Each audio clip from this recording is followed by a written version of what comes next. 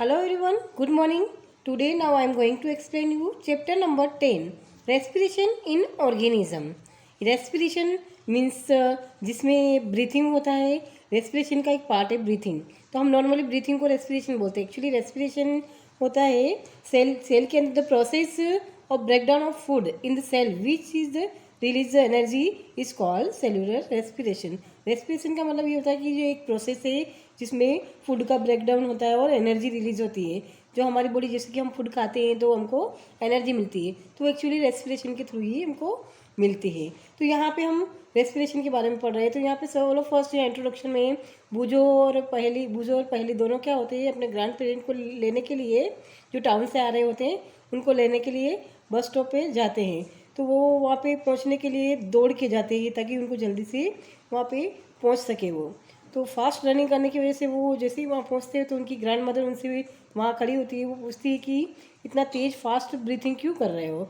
तो वो बताते हैं कि हम भाग कर आए, रनिंग करके आए इसलिए कंटिन्यूसली. तो फिर उनके दिमाग में आता है कि हम रनिंग करके आए तो इतना फास्ट रेस्पिरेशन क्यों हो गया, इसका रीज़न क्या होना चाहिए. तो यहाँ पे lies in understanding the why we breathe. Breathing is a part of respiration. हम ब्रीथ क्यों करते हैं, ब्रीथिंग एक रेस्पिरेशन का पार्ट है. तो हम यहाँ पे रेस्पिरेशन के बारे में यहाँ पे पढ़ेंगे इस चैप्टर में. तो वाई डू वी रेस्पायर. तो यहाँ पे फर्स्ट है हमारा टॉपिक है वाई डू वी रेस्पायर. हम रेस्पायर क्यों करते हैं. तो यहाँ पे चैप्टर 2 में you learn that all organism are made of small microscopic unit called cell.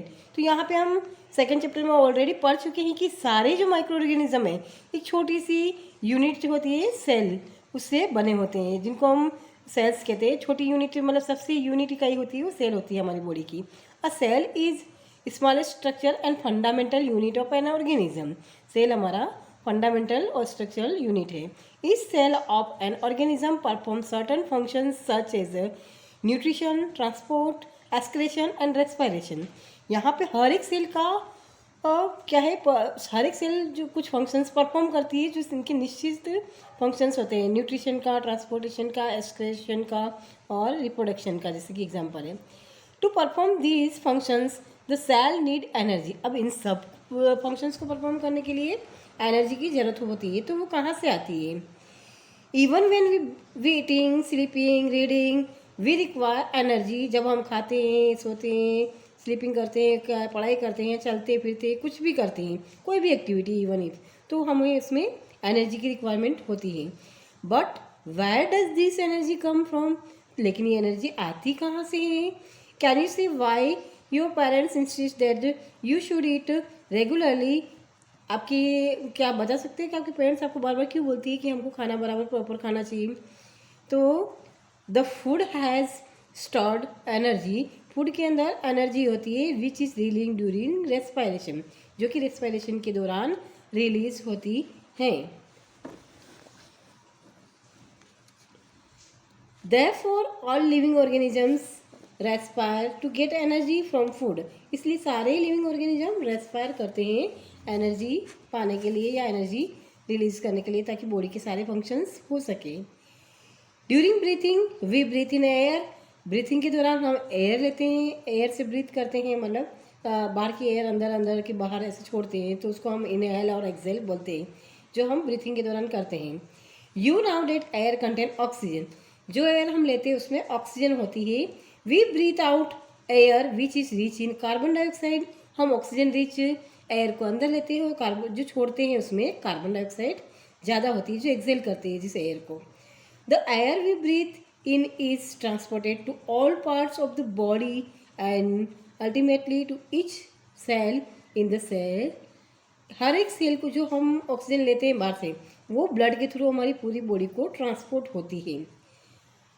In the cell, oxygen in the air helps in the breakdown of food. Cell के अंदर जो ऑक्सीजन पहुंचती है वो क्या करती है, हमारे जो फूड को ब्रेक डाउन करती है, और फूड को ब्रेक डाउन करती है तो एनर्जी रिलीज होती है. तो इस प्रोसेस को ही हम रेस्पिरेशन बोलते हैं.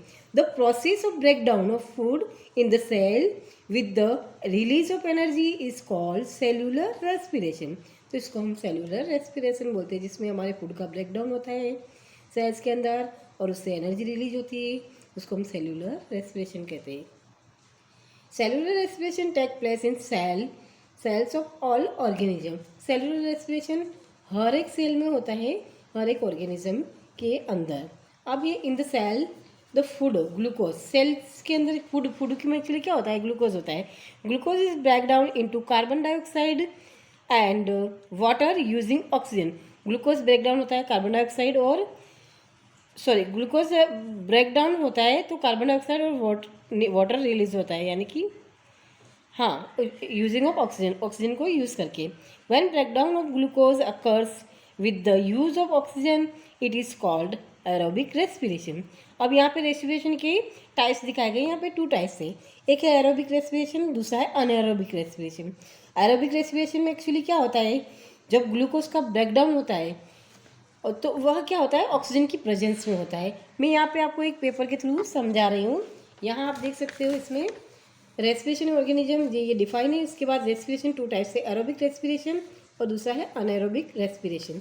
एरोबिक रेस्पिरेशन होता है when breakdown of glucose food occur with the use of oxygen. जब ऑक्सीजन की प्रेजेंस में ब्रेकडाउन होता है फूड का और एनर्जी रिलीज होती है। यहाँ पूरी रिएक्शन दी गई, ग्लूकोज जब ब्रेकडाउन होता है कार्बन डाइऑक्साइड और वाटर में और एनर्जी में रिलीज होती है, तो इस रेस्पिरेशन को हम बोलते हैं एरोबिक रेस्पिरेशन।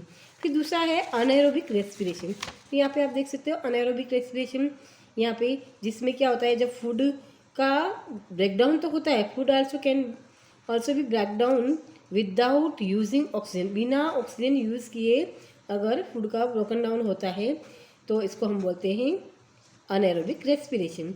जैसे कि अनएरोबिक रेस्पिरेशन का यीस्ट में, यहाँ पे आप देख सकते हो बुक में यीस्ट का एग्जांपल नीचे दिया है। अनएरोबिक रेस्पिरेशन में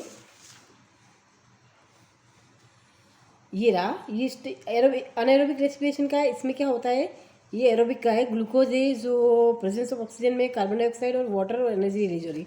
नीचे यहाँ पे दिया है you also know that there are some organisms such as yeast. Yeast क्या करता है, बिना ऑक्सीजन के भी सर्वाइव कर सकता है, ऑक्सीजन बिना एयर के बगैर। Can survives in the absence of air, they are called anaerobes. तो इनको हम बोलते हैं, ऐसे जो माइक्रो ऑर्गेनिज्म है उनको है ना अनएरोब्स कहते हैं। फिर यहाँ अनएरोब्स में किस तरह से रेस्पिरेशन होता है, they get energy through anaerobic respiration in the absence of oxygen. बिना ऑक्सीजन के ये रेस्पिरेशन करते हैं तो इनका ग्लूकोज ब्रेक डाउन होता है into the alcohol and carbon dioxide. यहाँ पे पूरी रिएक्शन दी गई है, देख सकते हो। Glucose in the absence of oxygen, बिना ऑक्सीजन के ये फूड का ब्रेक डाउन होता है तो वहाँ अल्कोहल और carbon dioxide plus energy release होती है। इस तरह ग्लूकोज का आता है। प्लस इसके अलावा हमारे एक एग्जाम्पल है, हमारी जो मसल्स होती है उसमें भी अनएरोबिक रेस्पिरेशन होता है। तो यहाँ पे दूसरा एग्जाम्पल है मसल्स का।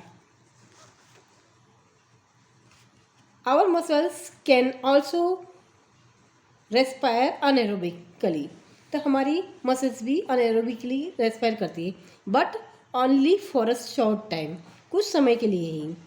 जैसे कि हम बहुत ज़्यादा हेवी वर्क करते हैं या कोई भारी एक्सरसाइज करते हैं, when there is a temporary deficiency of oxygen. जब भारी वर्क करते हैं तो वहाँ क्या टेम्परेरी थोड़ी समय के लिए ऑक्सीजन की कमी हो जाती है।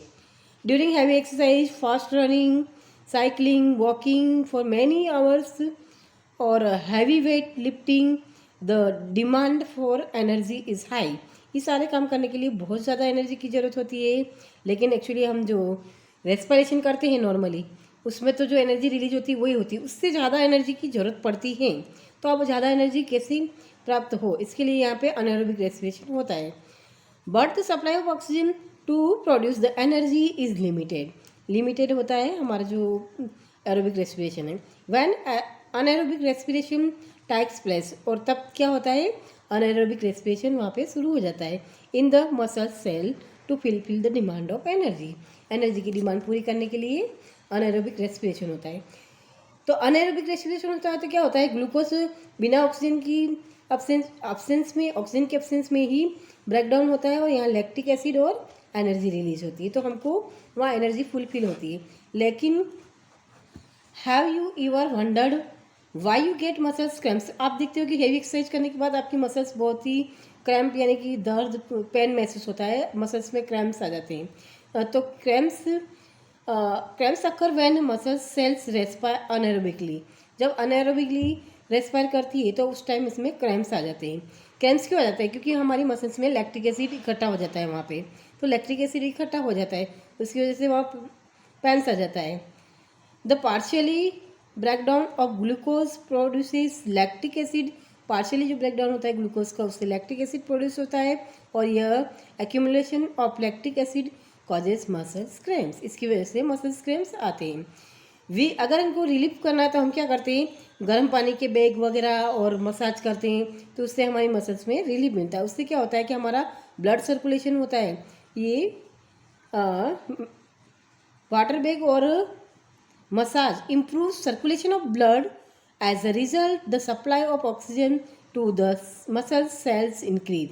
तो ब्लड सर्कुलेशन बढ़ेगा तो ऑटोमेटिकली जो ऑक्सीजन लेके ब्लड पूरे बॉडी में जा रहा है तो वहाँ ब्लड ज़्यादा जाएगा, तो ब्लड ज़्यादा जाएगा तो ऑक्सीजन ज़्यादा मिलेगी, ऑक्सीजन इंक्रीज हो जाएगी, तो ऑटोमेटिकली लैक्टिक एसिड वापस कार्बन डाइऑक्साइड और वाटर में कन्वर्ट हो जाएगा। The increase in the supply of oxygen result in the complete breakdown of the lactic acid into carbon dioxide and water. तो इस तरह से कार्बन डाइऑक्साइड वाटर में पुनः यह कन्वर्ट हो जाता है, उससे हमारा मसल्स क्रैम्प कम हो जाता है। इस तरह से पूरे चैप्टर में हमें अभी यहाँ पे हमने 2 पॉइंट पढ़े हैं इस चैप्टर के, एरोबिक रेस्पिरेशन और अनएरोबिक रेस्पिरेशन। अब नेक्स्ट टॉपिक है हमारा ब्रीथिंग, जो मैं आपको अपने अगले लेक्चर में समझाऊंगी।